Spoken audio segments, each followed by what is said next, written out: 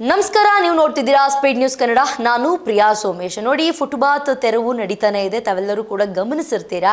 ಒಂದಷ್ಟು ಜನ ಪಾಸಿಟಿವ್ ಆಗಿ ಮಾತಾಡ್ತಿದ್ದಾರೆ, ಒಂದಷ್ಟು ಜನ ನೆಗೆಟಿವ್ ಆಗಿ, ಒಂದಷ್ಟು ಜನ ಹೌದು ಕರೆಕ್ಟ್ ಇದು ಮಾಡ್ತಿರೋದು, ಫುಟ್ಪಾತ್ ಮೇಲೆ ಜನರು ಓಡಾಡೋದಕ್ಕೆ ಆಗ್ತಾನೆ ಇಲ್ಲ. ಯಾಕಂದ್ರೆ ಕಂಪ್ಲೀಟ್ ಆಗಿ ಫುಟ್ಪಾತನ್ನ ವ್ಯಾಪಾರಿಗಳೇ ಆವರಿಸ್ಕೊಂಡಿದ್ದಾರೆ. ಜನರು ರೋಡಲ್ಲಿ ಓಡಾಡಬೇಕು, ಇದರಿಂದ ಆಕ್ಸಿಡೆಂಟ್ ಎಲ್ಲ ಆಗ್ತಾ ಇರುತ್ತೆ. ಹಾಗಾಗಿ ಈ ಫುಟ್ಪಾತ್ ತೆರವು ಏನಿದೆ, ಈ ನಿರ್ಧಾರ ಗುಡ್ ಇದೆ ಅಂತ ಒಂದಷ್ಟು ಜನರು ಮಾತನಾಡ್ತಿದ್ದಾರೆ. ಇನ್ನೊಂದು ಕಡೆ ಈ ಫುಟ್ಪಾತ್ ತೆರವುನ ಮಾಡ್ತಾ ಇದ್ದೀರಾ, ಕರೆಕ್ಟು, ಎಲ್ಲ ವ್ಯಾಪಾರಿಗಳನ್ನ ಒದ್ದು ಓಡಿಸ್ತಾ ಇದ್ದೀರಾ, ಗುಡ್ಡು. ಆದರೆ ಅವರೆಲ್ಲ ನೆಕ್ಸ್ಟ್ ನಾಳೆಯಿಂದ ಜೀವನಕ್ಕೇನು, ಅವ್ರ ಹೊಟ್ಟೆಪಾಡೇನು ಅಂತ ಇನ್ನೊಂದಷ್ಟು ಜನರ ಪ್ರಶ್ನೆ. ಆದರೆ ಈ ಫುಟ್ಪಾತ್ ವ್ಯಾಪಾರಿಗಳಿಗೆ ಮತ್ತೆ ಈ ತೆರವು ನಡೀತಾ ಇದೆ. ಅದ್ರ ಜೊತೆಗೆ ಮತ್ತೆ ಸಚಿವರು ಖಡಕ್ ವಾರ್ನಿಂಗ್ ಅನ್ನ ಕೊಟ್ಟಿದ್ದಾರೆ. ಈ ಮುಖ್ಯ ರಸ್ತೆಗಳು, ಈ ಮೇನ್ ರೋಡ್ಸ್ ಅಂತ ಏನಿರುತ್ತೆ, ಆ ರೋಡ್ಗಳಲ್ಲಿ ವ್ಯಾಪಾರ ಏನಿದೆ ಬೇಡ. ಬೆಂಗಳೂರಿನಲ್ಲಿ ಪಾದಚಾರಿಗಳ ಸುರಕ್ಷತೆ ಹಾಗೆಯೇ ರಸ್ತೆ ಮೂಲಕ ಸೌಕರ್ಯ ಸುಧಾರಣೆ ಗಮನದಲ್ಲಿರಿಸಿಕೊಂಡು ಸಚಿವ ಕೃಷ್ಣ ಬೈರೇಗೌಡರು ನಿನ್ನೆ ಒಂದಷ್ಟು ಪರಿಶೀಲನೆ ನಡೆಸಿದ್ದಾರೆ. ಅದ್ರ ಜೊತೆಗೆ ರಸ್ತೆ ಗುಂಡಿಗಳಾಗಿರಬಹುದು, ಚರಂಡಿಗಳ ಸ್ಥಿತಿ ಆಗಿರಬಹುದು, ಹಾಗೆ ಫುಟ್ಪಾತ್ಗಳ ಅಕ್ರಮ ಒತ್ತುವರಿ ಆಗಿರಬಹುದು, ಇದೆಲ್ಲದನ್ನು ಕೂಡ ಅವರೇ ಖುದ್ದಾಗಿ ಬಂದು ಪರಿಶೀಲನೆಯನ್ನು ಮಾಡಿದ್ದಾರೆ. ಕರೆಕ್ಟು, ರೋಡ್ ಅಂತೂ ನೋಡಂಗಿಲ್ಲ, ಹಾಳಾಗಿ ಹದಗೆಟ್ಟು ಹೋಗಿದೆ. ಜನರು ಓಡಾಡುವಾಗ ಎಷ್ಟು ರೀಲ್ಸ್ಗಳನ್ನ ನೋಡ್ತಿದ್ದಾರೆ, ಇನ್ಸ್ಟಾಗ್ರಾಮ್ನ ಒಳ್ಳೇದು ಬಳಸ್ಕೋಬಹುದು ಅಂತ ಹೇಳ್ತಾರಲ್ಲ, ಒಂದಷ್ಟು ಇನ್ಫ್ಲೂಯೆನ್ಸರ್ಸ್ನ ವಿಡಿಯೋ ಮಾಡ್ತಿದ್ದಾರೆ, ನೀವು ಗಮನಿಸಿರಬಹುದು.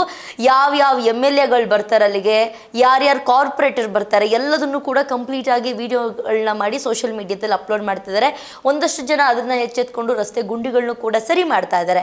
ಆದರೆ ಕೃಷ್ಣ ಬೈರೇಗೌಡರು ರಸ್ತೆ ಗುಂಡಿಗಳಾಗಿರಬಹುದು, ಚರಂಡಿಗಳ ಸ್ಥಿತಿ ಆಗಿರಬಹುದು, ಅದ್ರ ಜೊತೆಗೆ ಫುಟ್ಪಾತ್ ಅಕ್ರಮ ಒತ್ತುವರಿ ಏನಿದೆ ಅದನ್ನು ತೆರವು ಮಾಡ್ತಿರೋಂಥದ್ದಾಗಿರಬಹುದು, ಇದೆಲ್ಲದೂ ಕೂಡ ಅವರೇ ಖುದ್ದಾಗಿ ಪರಿಶೀಲನೆಯನ್ನು ನಡೆಸಿದ್ದಾರೆ. ಈ outer ring road, lorry junction ಇಂದ ಸಿಲ್ಕ್ ಬೋರ್ಡ್ ವರೆಗಿನ ಪ್ರದೇಶಗಳಲ್ಲಿ ಸಚಿವರು ರೌಂಡ್ಸ್ ಅನ್ನ ಹಾಕಿದ್ದಾರೆ.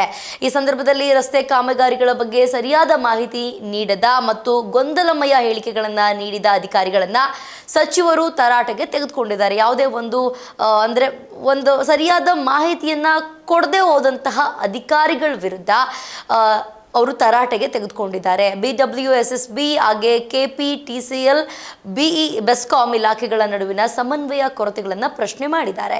ಫುಟ್ಪಾತ್ ವ್ಯಾಪಾರಿಗಳಿಗೆ ಖಡಕ್ ಎಚ್ಚರಿಕೆಯನ್ನು ನೀಡಿದ ಸಚಿವರು ಮುಖ್ಯ ರಸ್ತೆಗಳಲ್ಲಿ ಇನ್ನು ಮುಂದೆ ವ್ಯಾಪಾರ ಮಾಡಲೇಬೇಡಿ, ಬದಲಾಗಿ ಪಕ್ಕದ ರಸ್ತೆಗಳಿಗೆ ಹೋಗಿ, ಮೇನ್ ರೋಡ್ ಏನು ವೆಹಿಕಲ್ಸ್ ಇರುತ್ತಲ್ವಾ ಆ ರೋಡ್ಗಳನ್ನ ಬಿಟ್ಬಿಡಿ. ಇನ್ನು ಸಣ್ಣ ಪುಟ್ಟ ರೋಡ್ಗಳಿರುತ್ತಲ್ಲ, ಅಂಥ ಪುಟ್ಟ ರಸ್ತೆಗಳಲ್ಲಿ ನೀವು ವ್ಯಾಪಾರವನ್ನ ಮಾಡಿ, ಪಕ್ಕದ ರಸ್ತೆಗಳಿಗೆ ಹೋಗಿ ಅಂತ ಹೇಳಿದ್ದಾರೆ.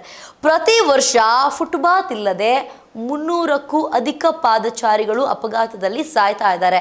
ಅಂದರೆ ಒಂದು ವರ್ಷಕ್ಕೆ ಬರೀ ರೋಡು ಫುಟ್ಪಾತ್ ಮಾಡಿದೆ ಸರ್ಕಾರ, ಆದರೆ ಆ ಫುಟ್ಪಾತ್ ಮೇಲೆ ಓಡಾಡೋಕ್ಕಾಗ್ದಲೇ ರೋಡ್ನಲ್ಲಿ ಓಡಾಡೋವಂಥವ್ರು 300 ಜನ ಸಾವನ್ನಪ್ಪಿದ್ದಾರೆ.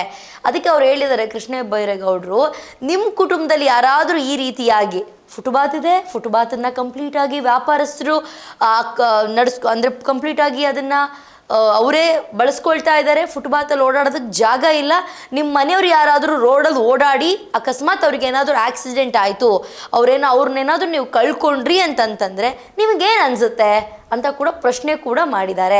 ಇದಕ್ಕೋಸ್ಕರನೇ ಜನರು ಓಡಾಡೋದಕ್ಕೆ ಅಧಿಕಾರ ಇದೆ ಫುಟ್ಪಾತ್ ಮೇಲೆ.